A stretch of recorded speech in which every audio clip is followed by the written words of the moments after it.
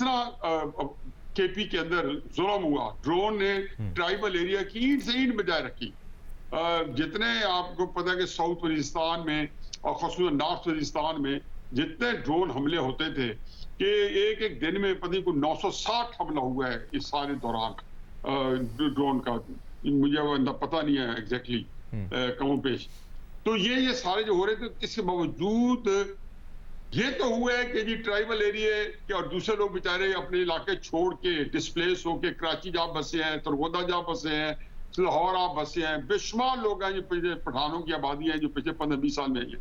जो तशवीशनाक बात है, ये लम्हा फिक्री हुई है कि यहाँ से उनको अब लोकल जो वो जो जगह है वहां पे आबादियां जो है उनके साथ कई जगहों पे कोऑपरेटिव है। ये वो असल चीज है जिसके ऊपर हमें गौर करना है कि चलो एक तो सत्यानाश से जो कुछ हो रहा था दुर्ज हो रहा था, अब उनको यहीं से अपने जिसको कहना चाहिए कि रहने की जगह मिली है।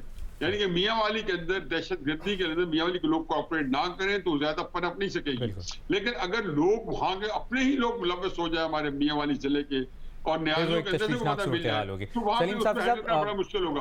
इस वक्त आपका क्राइसिस ये है कि आपको बलूचिस्तान के अंदर लोगों को साथ इन्वॉल्व करना है, जो उनका जो सियासी तौर पे जो डिप्राइव्ड है उसका कोई हल निकालना होगा। ये नहीं हो सकता कि पिछले 60-70 हल निकालना होगा। सलीम साफी साहब, आपके ख्याल में वो हल क्या होगा? सियासी हल क्या होगा बलूचिस्तान में अमन को मुस्तकिल बनाने के लिए? आगे ना बढ़े। देखिए मुबश्शिर, सच्ची बात तो ये है कि इस हवाले से हमारी रियासत के पास कल कोई पॉलिसी थी ना आज कोई पॉलिसी है। और पहला काम तो ये होना चाहिए कि एक जामे पॉलिसी तमाम स्टेक होल्डर की मुशावरत से बनानी चाहिए और उसको फिर सिविल मिलिट्री तमाम लीडरशिप को आगे लेके बढ़ना चाहिए। दूसरी बात ये कि हमारा जो बयानियाँ पहले से मौजूद नहीं है और जो हमारा अप्रोच है उसमें बुनियादी तजादात हैं। हालांकि ये बलूचिस्तान, कराची, खैबर पख्तूनख्वा ये मामलात कहीं न कहीं जाके इंटरकनेक्टेड हो जाते हैं। ये जो मसला है इसका स्ट्रेटेजिक आस्पेक्ट है, इसका पॉलिटिकल आस्पेक्ट है, इसका सोशल आस्पेक्ट है, इसका इकोनॉमिक आस्पेक्ट है और सबसे बढ़कर इसका आइडियोलॉजिकल आस्पेक्ट है।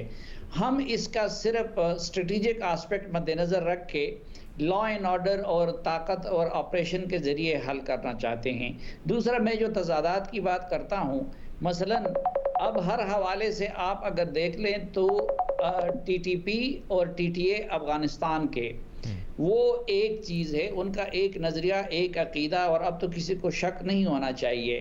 तो पाकिस्तानी रियासत और यहाँ पे दाएं बाजुओं की सारी हमदर्दियाँ टीटीए के साथ रही और आज भी है। और दूसरी तरफ हम टीटीपी को ज़ेर करना चाहते थे। अभी भी आप देखें कि बलूचिस्तान में जिन लोगों ने रियासत के ख़िलाफ़ हथियार उठाए हैं वो अगर उसको ज़मीन पे रखते हैं और मेन स्ट्रीम में आते हैं तो उनके लिए तो माफ़ी भी होती है। आज भी वो उस महफिल में मौजूद थे जिस तकरीब का आप जिक्र कर रहे हैं। लेकिन फिर जो मजहबी एक्सट्रीमिस्ट है उनको फिर हम ये ऑफ़र नहीं देते। उनके बारे में फिर रियासत का ये है कि नहीं वो कुछ देंगे। एक तो ये है कि उसी तरह का आंसर बॉर्डर के उस पार हम उनकी कामयाबी के मुतमन्नी हैं और बॉर्डर के इस पार हम उनको क्रश करने के मुतमन्नी है। दूसरी तरफ बलूचिस्तान में हथियार उठाने वाले के लिए तो हम आम माफ़ी भी करते हैं, उस पर कोई एतराज़ भी नहीं करता, उनकी न नेगोशिएशन पे न बंदूक रखने पे। लेकिन मजहबी तबके में अगर कोई आता है और बंदूक रखता है तो फिर हमारे यहाँ बड़ी उस पर चीख पुकार होती है। तो एक तो ये है कि हर तरह के रियासत के रेट को चैलेंज करने वालों से मुतालिक यकसा पॉलिसी होनी चाहिए। और दूसरा, ये जिस तरह मल्टी डायमेंशनल मसला है इस तरह उसको हल करने के लिए मल्टी डायमेंशनल अप्रोच अपनानी होगी। और मैं तो हमेशा से ताकत की बजाय पॉलिटिकल और डिप्लोमेटिक सलूशन के हल में हूँ, क्योंकि ताकत से अगर ये मसला सिर्फ हल हो सकता तो कब के हल चुका होता। मज़हर अब्बास साहब, हालिया सालों में अगर कोई पॉलिटिकल सलूशन वाकई सामने आया तो वो नवाज शरीफ साहब ने दिया था और वो बहुत बेहतर सलूशन था जब उन्होंने मेजॉरिटी होने के बावजूद बलूचिस्तान की एक कौम परस्त जमात को वहाँ हुकूमत बनाने की दावत दी, नेशनल पार्टी को, और डॉक्टर अब्दुल मालिक को चीफ मिनिस्टर बनाया। बदकिस्मती से क्योंकि सनाउल्लाह ज़हरी साहब ने, मुस्लिम लीग ने ये कहा कि पहले तो वो तैयार नहीं हो रहे थे, फिर उन्होंने कहा नहीं 2.5 साल, अब 2.5 साल में इतने पेचीदा मसले को आप सियासी तौर पे कैसे हल कर सकते हैं। अगर वो 5 साल डॉक्टर मालिक को दिए जाते हैं, नेशनल पार्टी को दिए जाते, और उसके बाद इसी तरह की चीज़ होती। अब पॉलिटिकल अप्रोच यही होती है।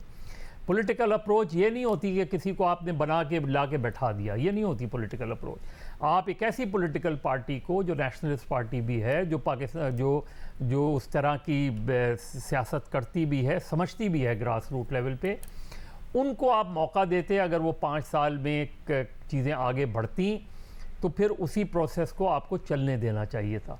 वो एक पॉलिटिकल डिसीजन था, बड़ा डिसीजन था। पाकिस्तान में कम हमने देखा है कि जो पार्टी पॉपुलर मकबूल मतलब हो, मेजॉरिटी हो जिसकी, लेकिन वो अपनी कोलिशन पार्टनर के बंदे को चीफ मिनिस्टर बनाए।